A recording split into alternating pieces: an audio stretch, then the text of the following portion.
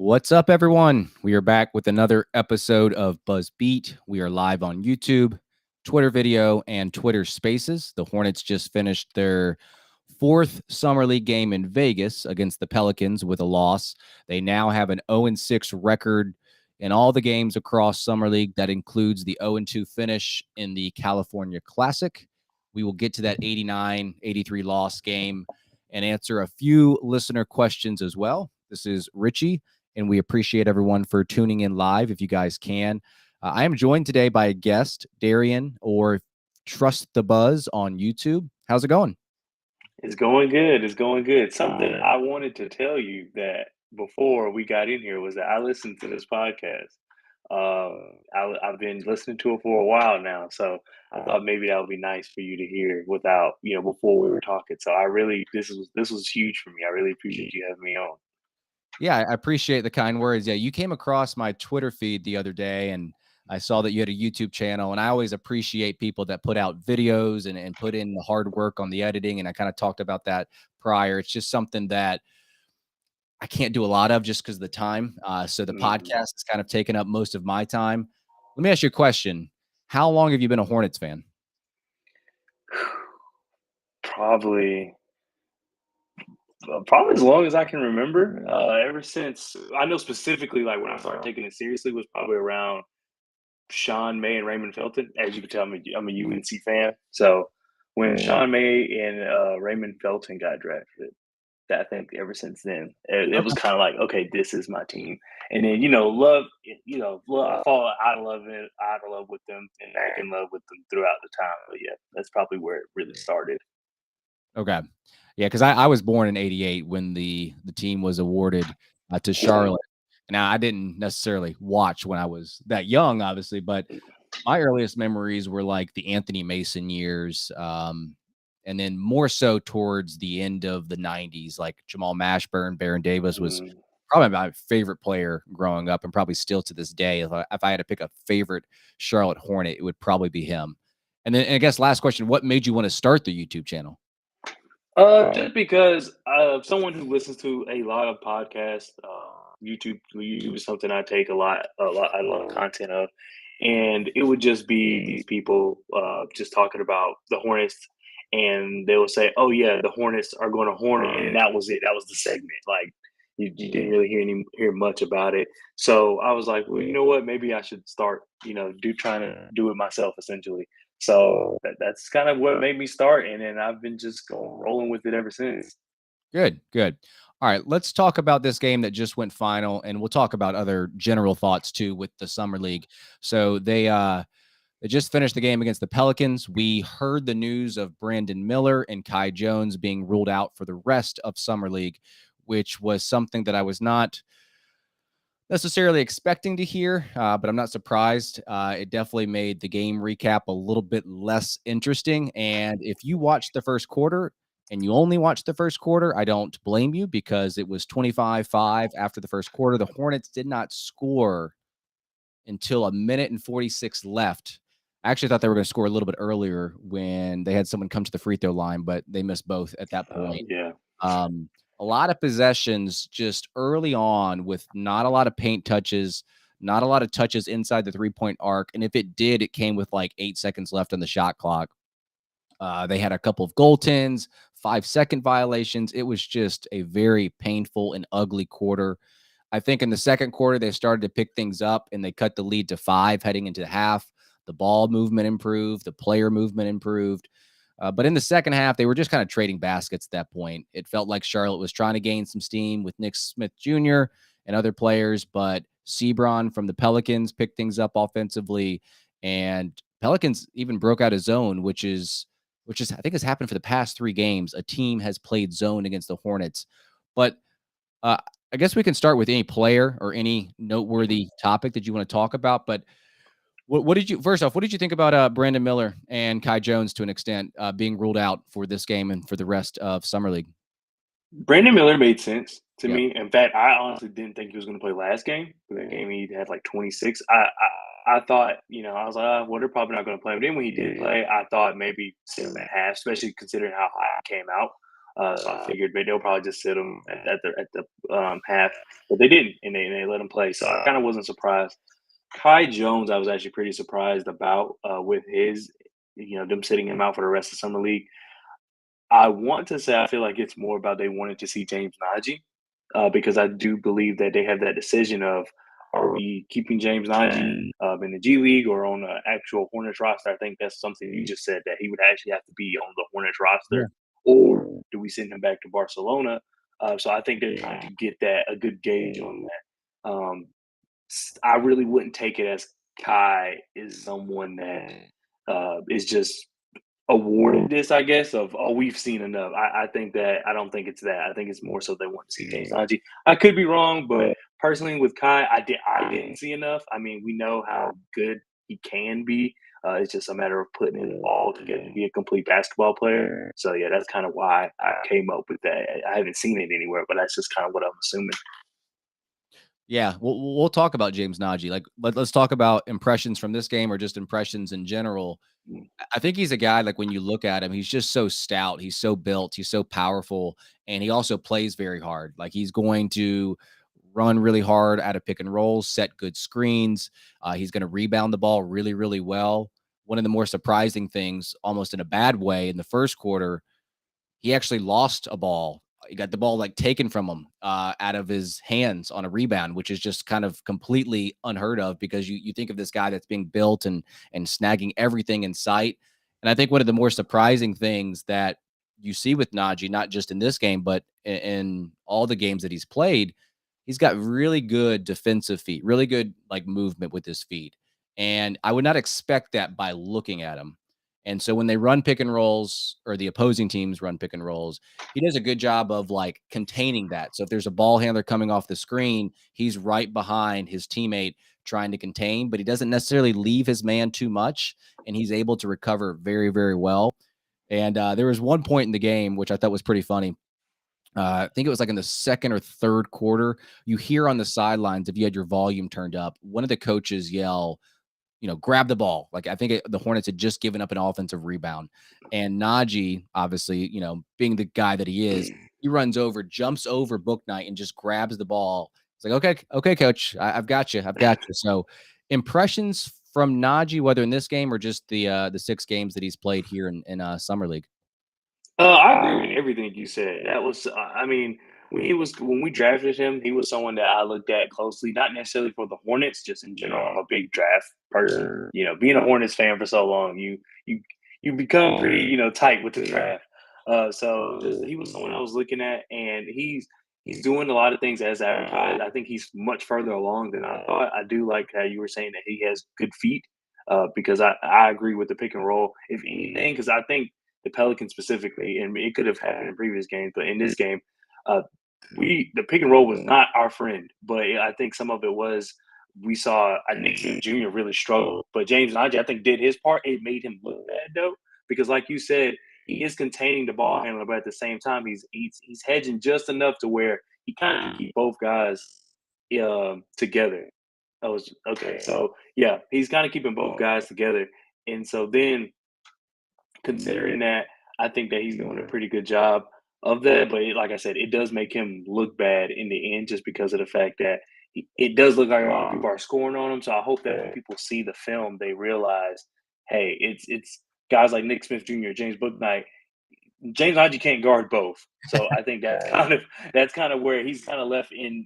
He's just everybody's just able to run at him. But I've been very impressed. I think you may want a little more from him from offense, but considering who he would have around him on this team, I'm not too concerned about what he needs to do offensively right now. If anything, I've said before on my channel that he's much further along than I thought, and I kind of like him.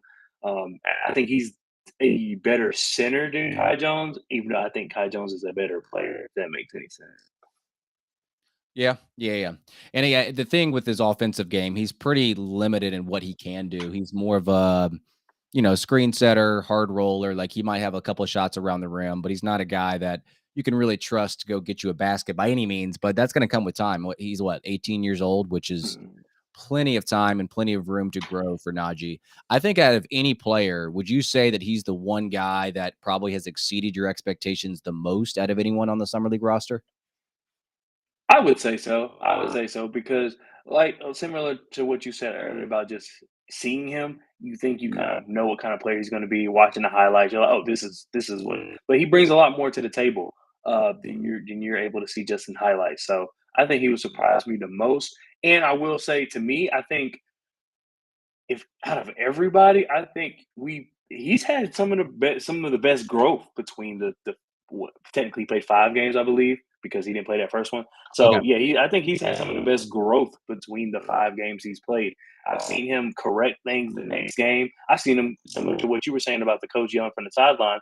I've seen him correct things in game. Like first quarter, he'll do something. The same thing will happen third quarter, and he completely plays it a different way. So I'm very surprised with just how quickly he's learning and how quickly he's grasping what he needs to do in the NBA compared to probably what he was doing in EuroLeague, and then he may even have to go back. So I don't know.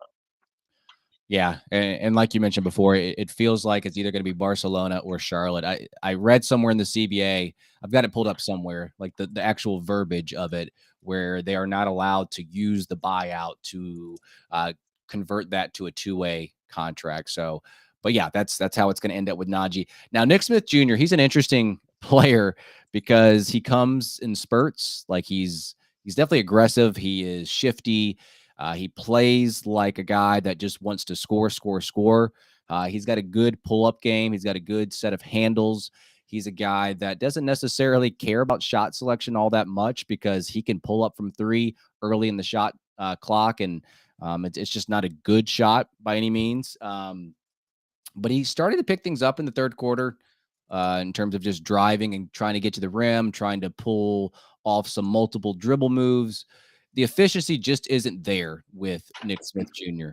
And, he's a scorer, but he's not necessarily a shooter right now. And I wonder how his role changes when he actually plays with players that are better than him in terms of being a guy that is a little bit lower usage because I would not consider him a point guard. So he's handling the ball a little bit more than he probably should. Is he a guy that can play off ball? That's what I wonder moving forward. So, thoughts on Nick Smith Jr. so far? I think he is a little inconsistent, and he's not quite the shooter you would want him to be. Similar to what you said, I do hope to see him play a little more off ball, just because that's what he did at Arkansas. That's not something he came into Arkansas that was like being looked at as what he would do. The Arkansas team was stacked. They had a lot of good young players on there, but he came in there to be the point guard. But injury kind of derailed him from that. But then Anthony Black ended up being way better than I guess what anybody expected. I knew everybody thought he was going to be good, but what 10? I don't think anybody thought he was going to be that good coming into the year. So I think that Nick Smith Jr. had to learn to play off ball, and he did a decent job, considering he was adjusting on the fly in college. It's weird in summer league because it is a little bit of him doing both, just because of the fact that they do have him running a lot of point guard, and Mhm. that's just as you mentioned, that's not really just him.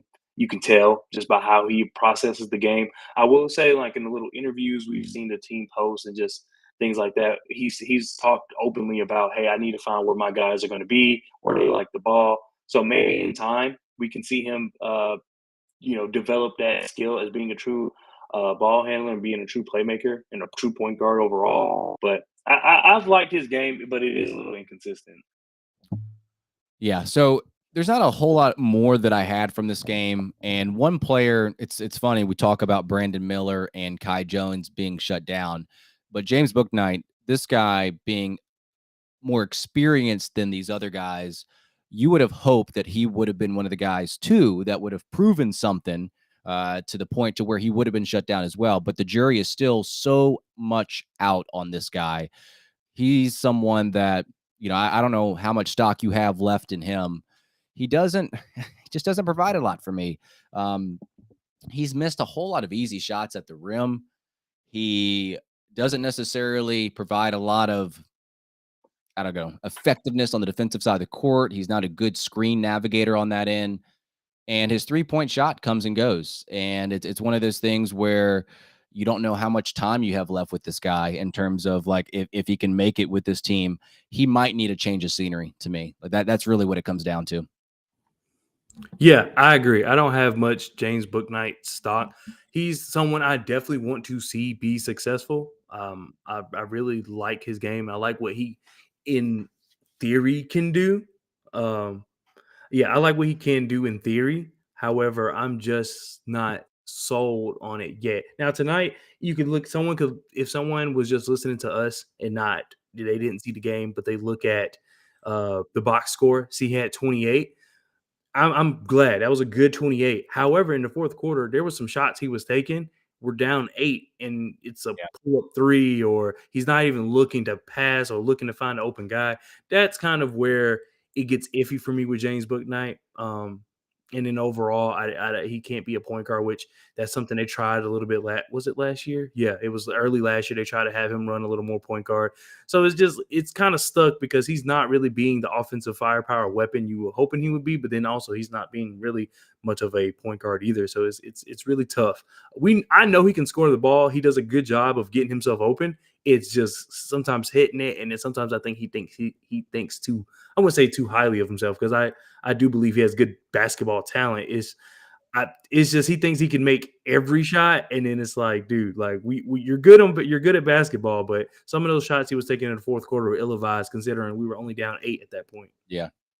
What do you think of his demeanor, the way that he kind of just handles himself out there? He just seems lackadaisical, doesn't have or doesn't look like he has a competitive edge, but I could just be reading too much into it. No, I agree. And that's something I actually would like to hear your thoughts on this. I feel that way about everybody. And I mean that from the team as a whole. Everybody's that way, and I can't put my finger on it. It bothers me because I'm a very competitive person. So like we'll see games like let's use 2 years ago because last year was different. But like there will be games similar to this one tonight where the team will go down like 20, and people like me, I'm ready to turn this off. I'd go do something else, do something around the house, and they're tied it. It's like, why are we coming out so flat? There's not really that much energy. Believe it or not, I really like what Kelly Oubre was. Oubre, I think, was really good at just getting these guys fired up. We saw like last year specifically, I think it was in a Knicks game towards the end of the year where we won. He was hyped the whole time. Everybody on the team to me is that. Mark Williams is that way. And in their own way. Like Mark Williams is that way. LaMelo's that way.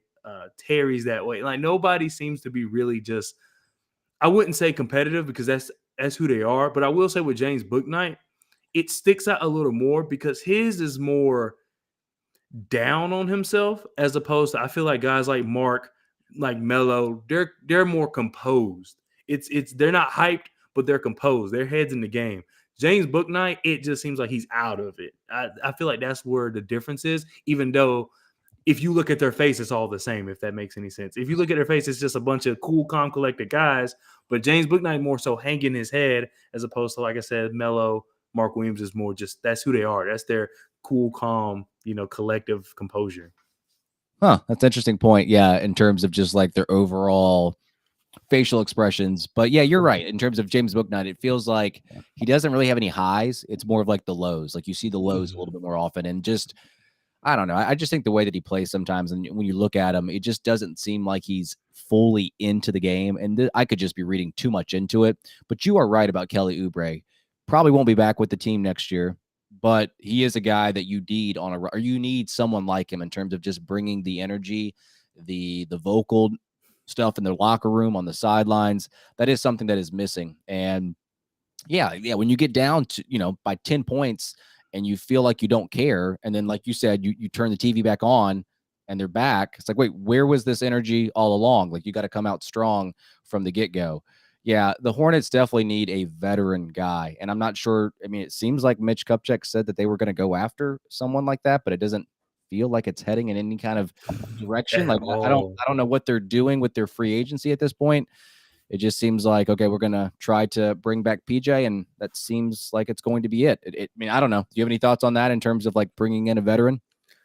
I'm very big on that. I've wanted it since I wanted it even probably before when we first got Kelly Oubre, I was kind of a little down. Not it was because it was Kelly Oubre, because I actually am a fan of Kelly Oubre. It's more so I was like, he's kind of like another one of the guys on the team. Yeah. And that's and I think it's good that they were able to identify that, and possibly not bring in someone that could completely disrupt our locker room or anything like that. But at the same time, I felt like we needed a veteran then, and they gave us Kelly Oubre, who I guess in a way is a veteran, but he's a veteran the same way Terry Rozier is a veteran, where he's technically older than the guys, but is he really that veteran? And no. So yeah, I really think they need one. I personally, I've seen people say that it doesn't even matter if the veteran plays. I'm more of the camp that if we do bring a veteran, he needs to play. That's something I've said about like Gordon Hayward specifically. Gordon Hayward, to me, I think can be a good veteran, even though this is the last year of his deal. It was more so he's a vet. I think he's more of that vet of on the court veteran leadership. It's just we know with Gordon Hayward, how often is he on the court?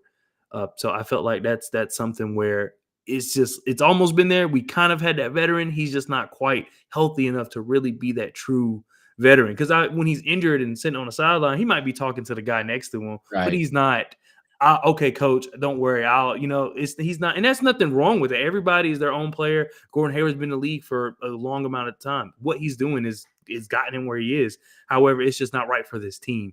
And so I think they do need to find someone who maybe is a little more vocal. I think Isaiah Thomas did a pretty good job. It's just you can't rely on him to be that guy to be, because like I said, the veteran needs to play. And I don't know how many minutes Isaiah Thomas is getting. But we see that those guys, they still have respect for him. They still talk highly of Isaiah Thomas in his short period of time.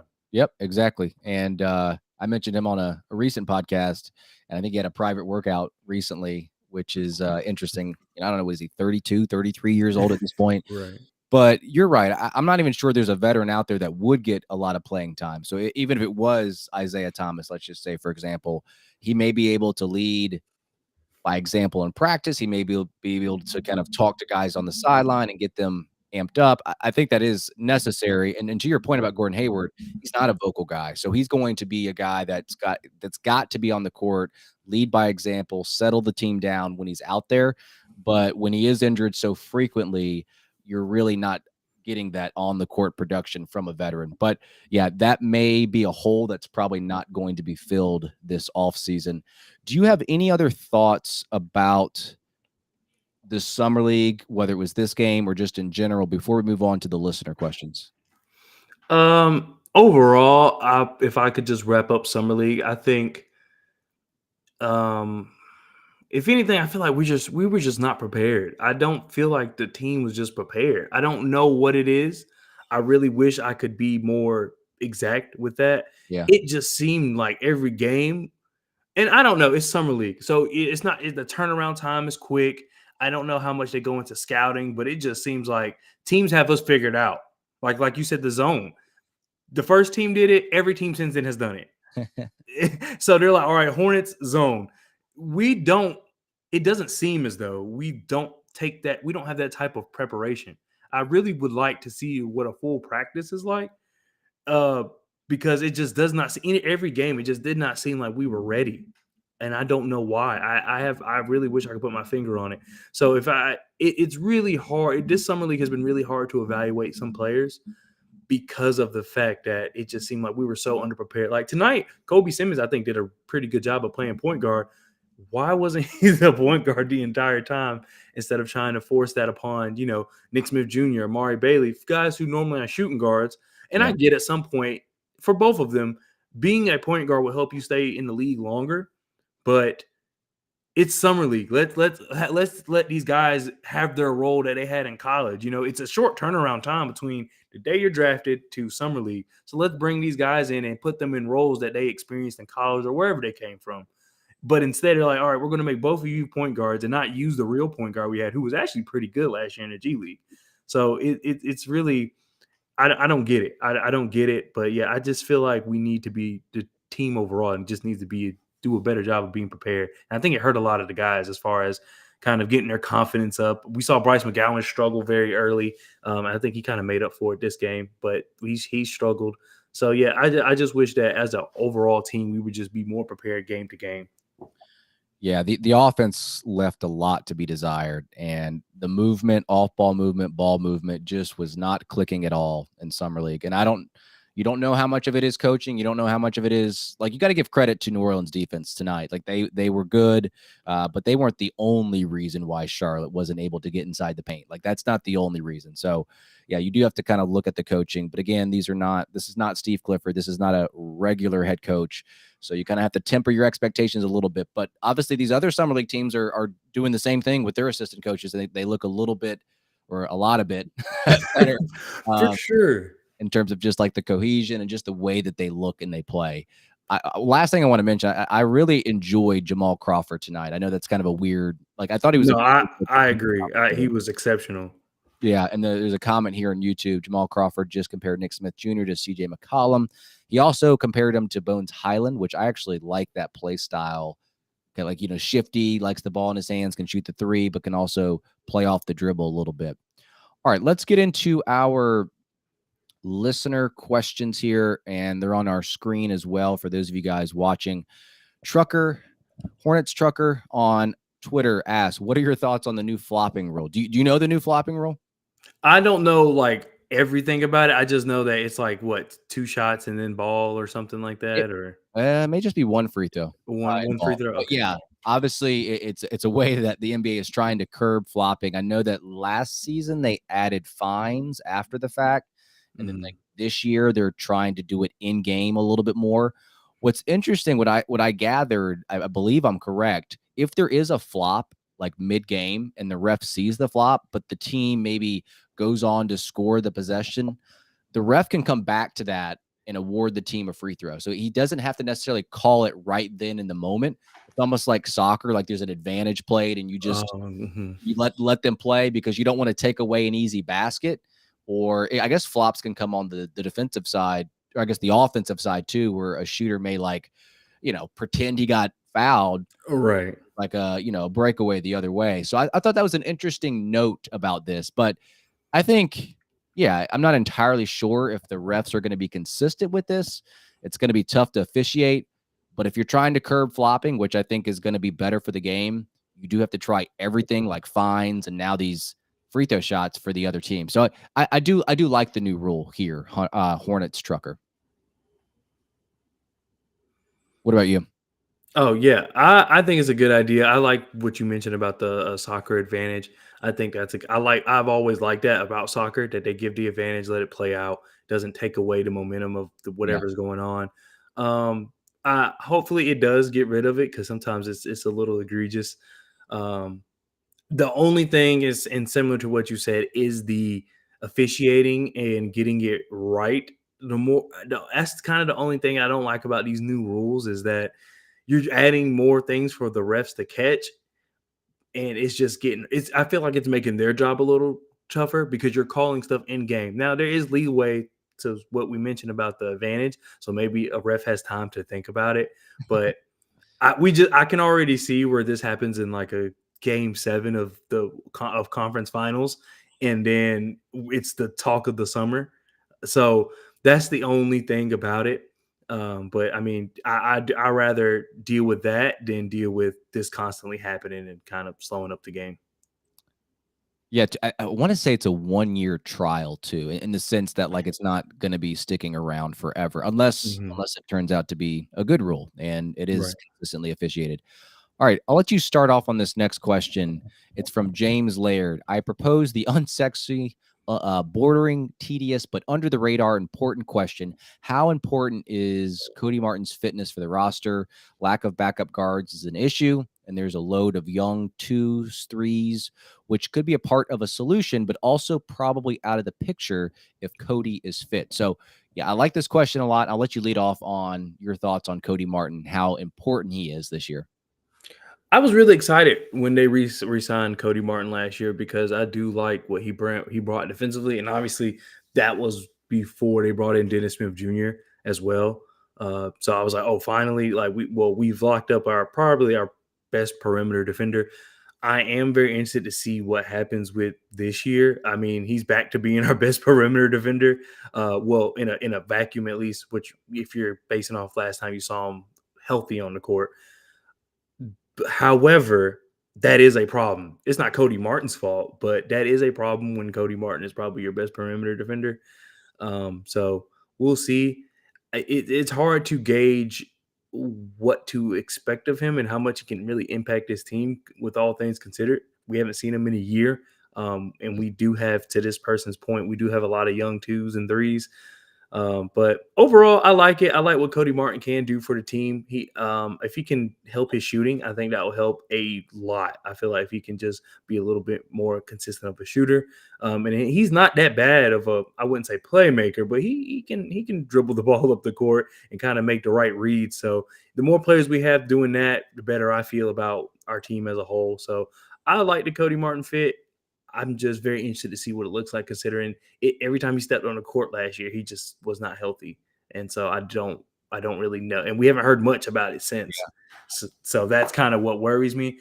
But overall, I like it. Yeah, I think he was probably like his storyline. One, it was forgotten. I feel like a lot of people forgot about his whole storyline of Bish being like what was 6-7 games last year. And it was probably one of the more disappointing storylines, just how long, obviously, he was out. And I think he's a very polarizing player among the Hornets community. I think people either just hate him, don't think he adds any value to this team, just think he's this, like, he's a bench player. Like, that's what he is. But he does provide some things on the court, even though he's not a starter or starter material. He's not expendable by any means. Like, he's not a guy that you just wish would go away. I think, to your point, he does bring a lot on the defensive end. And yes, he is our best on ball perimeter defender. He also provides a lot with his deflections, his steals, like just his overall demeanor on that end. We talked earlier about, bringing some energy with like Kelly Oubre. I think Cody Martin does that with his hustle, getting to 50-50 balls. And offensively, he's limited, but he's a good cutter. He can get to the rim. And I think one thing that gets overlooked with Cody Martin, and especially if the Hornets aren't going to acquire a backup point guard, you mentioned it, I think he does have a little bit of playmaking to him. He's not a guy that you necessarily want him bringing the ball up the court a ton. Like, he's not that type of point guard, but he's a well-rounded passer. He can make kickouts. He can make little dump-offs to the big as he's getting downhill. And it just seems like he makes the right play 9 times out of 10. So I do value his importance to this team. I do think that his fitness is important to this team, as James is asking. He's a typical 7th, 8th man. Like, he's not going to do anything awesome, maybe outside of that perimeter defense, but he does a lot of little things well that makes it easier for his teammates on both ends of the court. So, yeah, I fall under the camp that he is important to this team, even though he's not necessarily starter material. And I also would like to really quick interject and just mention that, like you said, to being that hustle guy, being that energy guy, there's no one else that does that on it. So on a team where that's scarce, it means a lot more to a team like us than it would to like hit the Heat. I know his brother's on there, but yeah, to a team like the Heat, it means a lot more to us because we don't have that at all. We don't have anyone that does what he does. All right, last question of the episode from Brian_Beck on Twitter. Other than Hayward, who is expiring anyway, the one person on this roster who doesn't make a ton of sense is Rozier. With 3 years left, do you think the Hornets will be aggressive in trying to get off his contract? What do you say to that? Ooh.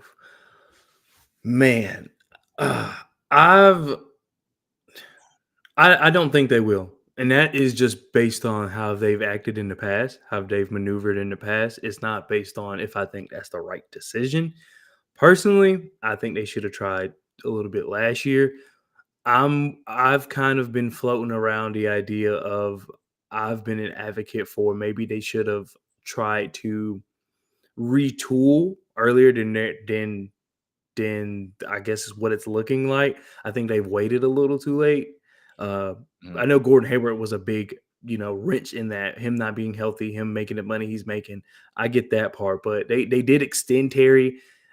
I got why they extended Terry, because it wasn't like he was playing poorly. However, I don't know where they saw a world where a LaMelo Terry Rozier backcourt worked. So that's kind of where we could really go that far as just what I think about the fit. But I don't think they will. That's just because based on how they've maneuvered and how they've done the team building in the past. But do I think they should? Yes. I don't think Terry's a bad player. I think it's just currently the way we have to use him. He's our starting shooting guard next to a guy who really isn't healthy that often, and then LaMelo, who also I think plays the passing lanes very well, but is not the best defender himself. It's just a weird fit. I think he can go to a team that kind of needs him. But yeah, I don't know where that comes from because there is still 3 years to his deal. I think the last year is not fully guaranteed, if I'm not mistaken, so that could help. But yeah, but I think that they should. It's only it's not really much of a difference. It's like 24 million in his last year is guaranteed if he partially guaranteed. So it's only a difference of 2 million. It's not like okay. I thought it was. Yeah. But to your point, I don't think they will be aggressive. I also don't know how easy it's going to be to trade him. Like, to the question's point, he has 3 more seasons left at about 24 million a year. So they can try to be aggressive, but they're also at the mercy of other teams that are willing to offer and take him on. I think he's a guy that would be much better suited playing on a contender, maybe even for a fringe playoff team, like a 7th or 8th seed. If you're in the Hornets position right now, where technically, you're in the bottom 10 of the league, bottom 5 of the league, or you're a team like us, you're not looking to acquire Terry Rozier. I could be wrong, but that just doesn't seem like a team that would want to acquire him.